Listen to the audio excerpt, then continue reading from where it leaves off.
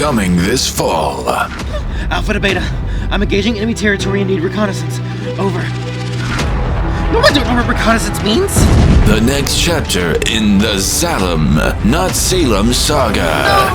No, that doesn't feel right. What the hell? What do you mean it doesn't look right? I worked really hard on this. It's just something's missing. I'm not feeling captured by the character. Yeah, as your manager, I feel it'd be better if we targeted a younger demographic. All right, fine. I'll change it up a bit. Coming this fall. Alpha to Beta, I'm engaging enemy territory and need reconnaissance. Cut! What? Oh, let me guess. It's the ears, okay? Yeah, sorry we don't have the budget for the maid outfit. We're working on it. It's not really that, though. We're not really liking the whole fall release. How about we go more for summer? Coming this summer. Cut! What is the problem? I don't know, man. I don't know which one I like better. Yeah, can we play those back to back so we can see them again? Guys, can you please take this seriously? This is the season 3 premiere. I want to make sure we do this right. All right, man. Just play him back again. Coming. Cut! What? Now? Yeah, I think we kind of like that line. You didn't say, what's up everybody, and welcome. Get the f*** out of my house. This is a video game trailer, and I know what you're thinking. How the hell am I gonna get 15 minutes out of this one? You gonna talk about Persona the whole time? No, I'm not gonna talk about Persona the whole time. Wait, I thought I told you to leave. Yeah, I just really wanted to mark on this board. You know, has anyone ever told you that you're really short? Where there is advertising, there are video game trailers, and where there are video game trailers, there are people who want to bitch. But when it comes to these announcements and reveals, I always tend to see the same 2 topics being discussed and not much else. We either get A, trailers getting dissected down to the tiniest minute detail, typically people giving off these frame-by-frame analyses to find answers that genuinely aren't actually okay, but if you there. look closely, you can. I remember when Sonic Frontiers was teased, there was a million different theories to what this logo was gonna be. I don't think Sonic Breath of the Wild was on anybody's bingo card. And then we have trailer B, which is more or less my speed, the one-sided sheer happiness or utter disappointment when a new trailer is announced. I love him, look at him, he's so cute, and everything else is cute, and they have ladders now and a Z-axis, and Jesus Christ, I'll give you my f***ing candy, just let me play it! Personally, I've always found video game trailers really fascinating. Seeing people's first reactions, gathering all these thoughts from people online after their initial reception of a brand new thing. This is our first exposure to a brand new title and stories that are most of the time near and dear to our hearts already. So when we add another chapter to the story, it's always nice to see what other people are thinking.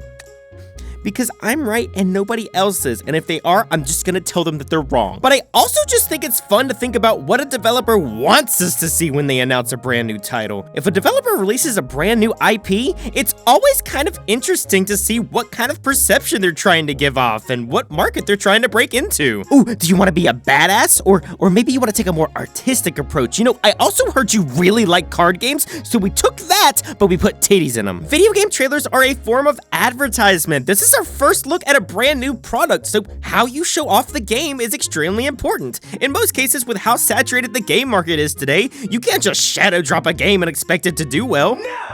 So of course, trailers have to be used as a form of advertisement. You have to get your name out there and show off to the world, hi, I'm a new game trailer, come by me and see everything that this brand new experience has to offer. But like I said, video games are a saturated market, which leads us to a very big problem in the video game trailer industry. All of these look exactly the same. Video game trailers have taken on the movie approach in recent years, and that's not necessarily a bad thing. But let me just explain to you how every single movie and video game trailer works nowadays. You have big text at the beginning, a small overview of the story, nothing too in-depth. Remember, we want to keep it vague. A bit of gameplay, but not too much. This game is still in development, and we're basically just putting our interns on this trailer. Next comes a shocking twist that literally all of us saw coming in the middle, then the music stops. And then we have some line of dialogue that's very vague and tries to be empowering. Typically, it's something along the lines of, there's so much left to be done, or you think you can do this on your own? And then the title. And this isn't necessarily a bad thing, but when you have every single AAA title at a press conference doing this, it starts to become 16 games in a row that are basically just segues between a new Just Dance and a new Sony trailer. So, what's the difference between a good video game trailer and a bad video game trailer? Well, I'm glad I asked. This is one of the best-selling video games of all time and a monumental leap forward in the gaming industry. On the other hand, This makes me feel like a stroke victim giving me a colonoscopy. The reason a good trailer is so memorable is due to the element of surprise. When you don't know that a trailer is coming, that's the main reason it's so exciting when I see a brand new concept. Developers have got to learn to change things up a bit, or at least show off a bit of your gameplay. I'm gonna be spending the next 10 to 15 hours immersed in this world you created. I get that the dialogue is cool, but I wanna know if I can sneak around the map and jump on somebody's back and hack away at their skin. When you watch an E3 press conference and you see 4 different trailers from 4 different games, but you can't see any discernible difference between any of them, you're not pursuing your creativity and craft as a developer. Sure, you're showing us something that looks professional and that fits the bill, but I'm not jumping out of my chair to buy a game unless I see something that really shows off the passion of the people sitting behind the scenes. Take Breath of the Wild. Every single trailer leading up to its release, bam, you're using magic. Bam, you're parasailing. Bam, you're fighting a rock. If you haven't played these games before, you are impressed. But if you have played these games before, there are so many new added mechanics that you see in these trailers that you just want to pick the series back up again. It's always really disappointing when there's this build up to a game I'm really anticipating and I see trailer after trailer about nothing but the same thing, and there's 6 different trailers on the internet and all of them are exactly the same, and damn it, I just want to bitch about Death Stranding for a second, okay? Death Stranding was Sony's spoiled only child from 2019 that made the video game industry go, what? And Metal Gear Solid fans go, what? Sony knew exactly what they were doing with these trailers. Here you have one of the biggest developers in the gaming industry, the star of one of the biggest TV shows at the time, and a trailer so off-the-wall psychotic, I just had to tell my entire family. But looking back at these trailers from a fresh pair of lenses 4 years later, this is a terrible way to market your game. Here we have 1, 2, 3, 4, 5 different trailers, and we still have no idea what this game is about. Now, I'm all for adding mystery and suspense to get me interested, but at least let me know what the hell I'm looking at. When I see a game like Death Stranding, I think of a horror game or a shooter, and though there are elements of both in the final product, this is a delivery service game. At least with a trailer like Octopath Traveler, I could say, all right, I get it. There's 8 characters, the battle system is turn-based, I get what this game is about, I still won't buy it. I bought Octopath Traveler. Hideo Kojima had a weird concept for a game, and the game received a lot of positive reviews. But as a form of advertising, Sony knew this game had no way of selling well if the general public knew exactly what it was about. But the general masses, they don't care about any of this. They see Norman Reedus and they see a gun, and they go to GameStop to waste $60 on a game that they haven't even seen gameplay of yet. Brutal Legend has a somewhat similar story. Now that's a game I don't see anybody talking about anymore. This is a 2007 game starring Jack Black as a roadie for a metal band, where you run around in a metal-ass car, beating up metal-ass enemies in a metal-ass world, doing metal-ass things. I always get these games confused. I remember this game being everywhere leading up to release. I also remember not being able to play it because of overprotective parents and this letter right here. The M stands for metal. But I loved Jack Black and I loved heavier music, so I thought this was the perfect game for me. And the trailer was showing off all this crazy beat-em-up world action and this big sprawling landscape. Now, for everybody that was actually able to play the game,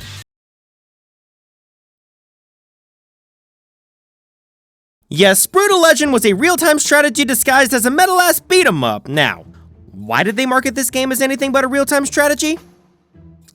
Because tell me, which looks more interesting to a mainstream audience, the one on the left or the one on the right? This isn't too uncommon with trailers. When a company doesn't think that a game will sell well, they tend to stretch the truth a little bit to drive sales numbers up. I remember when The Evil Within was being advertised in 2014, there were all these advertisements claiming this was the scariest game of all time, real-life reactions of the gameplay with people terrified out of their minds. So I finally bit the bullet and picked it up 3 years later and realized that I bought a mediocre title with PS2 graphics. I remember thinking to myself, wow, I think this game could genuinely terrify me because I have yet to find a game that can send shivers up my spine like the Mario reveal in the original Luigi's Mansion. That might seem like a joke, but I specifically remember talking about this game in therapy, so I'm probably going to bring it up next week when I see him again. Mario Party Top 100 has 100 of the best minigames in the Mario Party series all on the go. But what they don't tell you is that there are no traditional board maps, no online multiplayer, it's laggy as piss, but hey, at least you can use your amiibo. When companies do this, they technically aren't lying to you,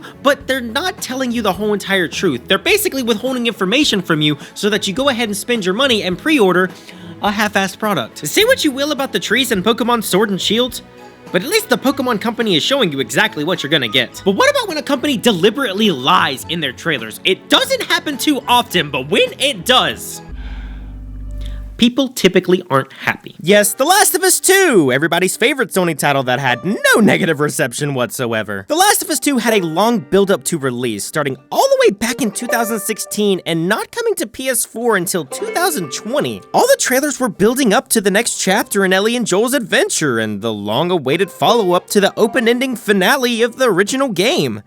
The problem is, this isn't Joel's adventure. To be fair though, did anybody not see this coming? Joel was barely in any of the trailers, he lied to Ellie and slaughtered the one group in the world that ever came close to finding a cure for the zombie outbreak. Like, did we expect him not to die? People were pissed, but they were more pissed at the reveal date trailer. Here we have a completely different scene where they swap Jesse and Joel's models midway through the game. You know, after Joel had already died? It would be different if there was gameplay footage or they had marketed Joel as being a main character in the story, but look at any of the trailers. He's barely in any of them, so I repeat, did we really expect him not to die? Of the 6 trailers that I watched, he had 2 lines of dialogue across 24 minutes. Which leads me to my next point.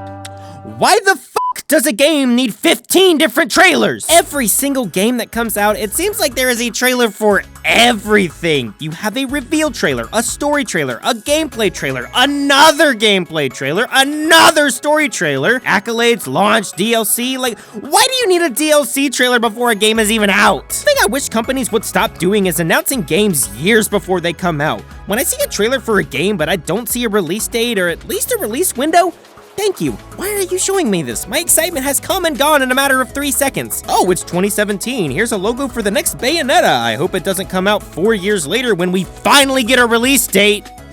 And by date, I mean a window. Again, these are forms of advertisements, so I get that they want to show off a new game, but like, come on.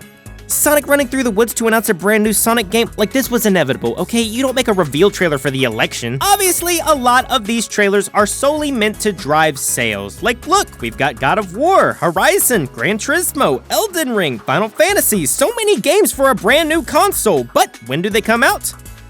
I don't know, here's Demon's Souls and some game called... Trailers are the most important part about selling your video game. You have to be entertaining, but you also have to get the point across, but you have to be honest, but you also can't say too much. But if you don't say enough, then people won't care. And to prove my point, here's a trailer for the next Xalem video. So how do you make a good trailer? How do you separate the Mighty No. 9s from the Smash Ultimates?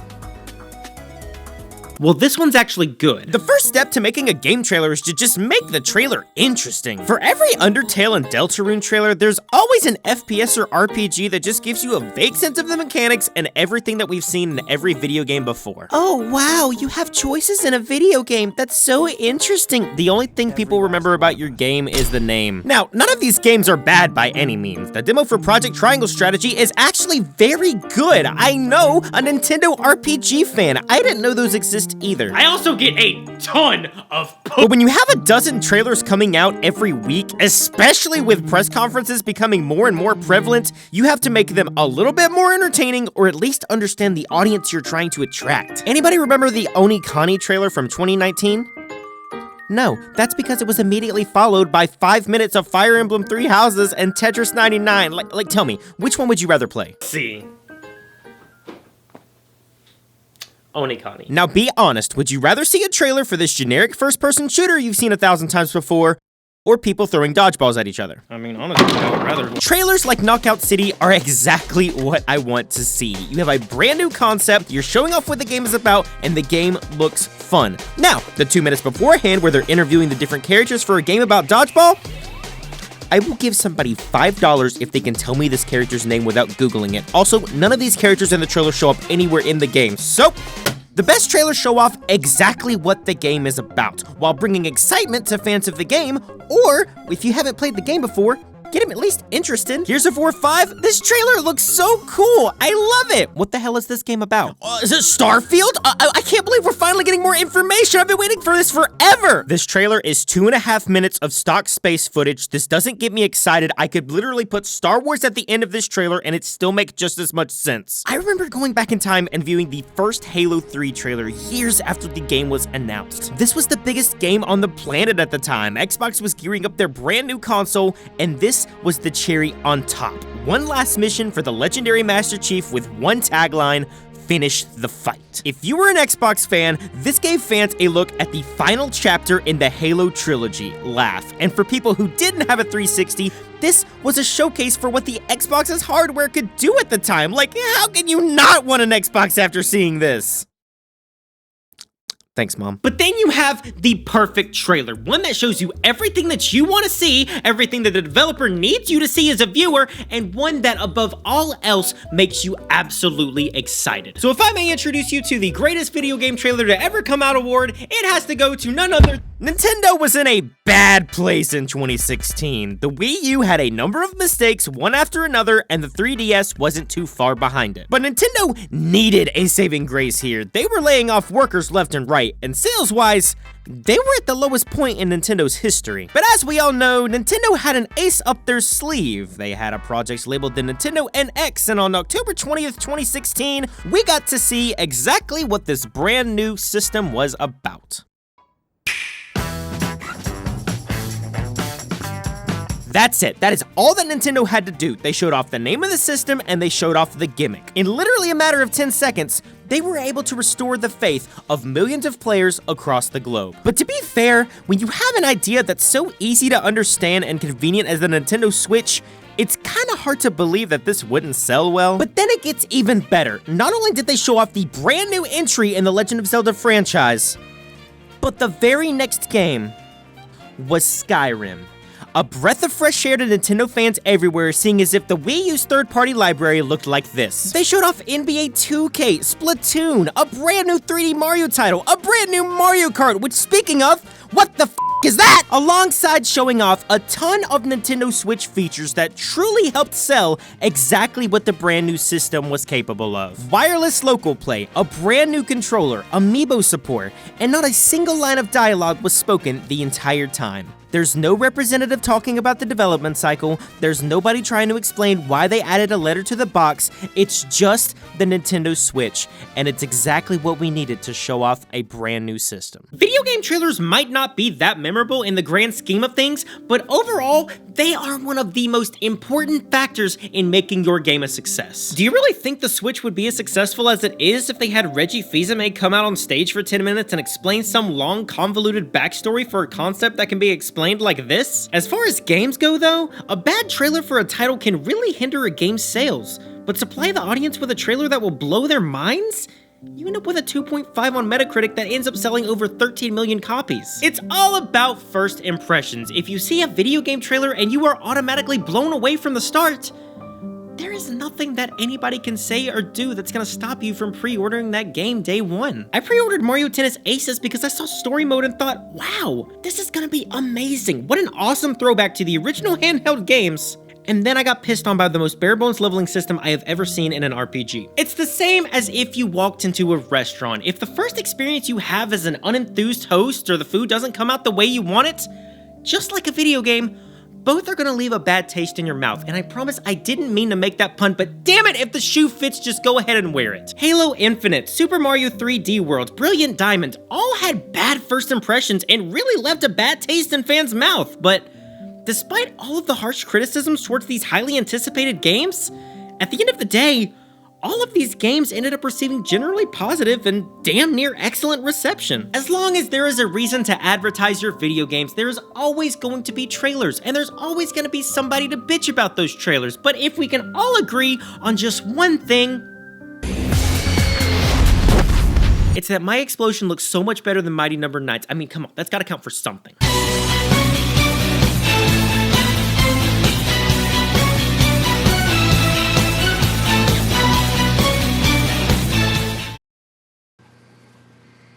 When the imposter is sus. Dum dum dum dum dum dum dum dum dum. Da da dum. Gregory,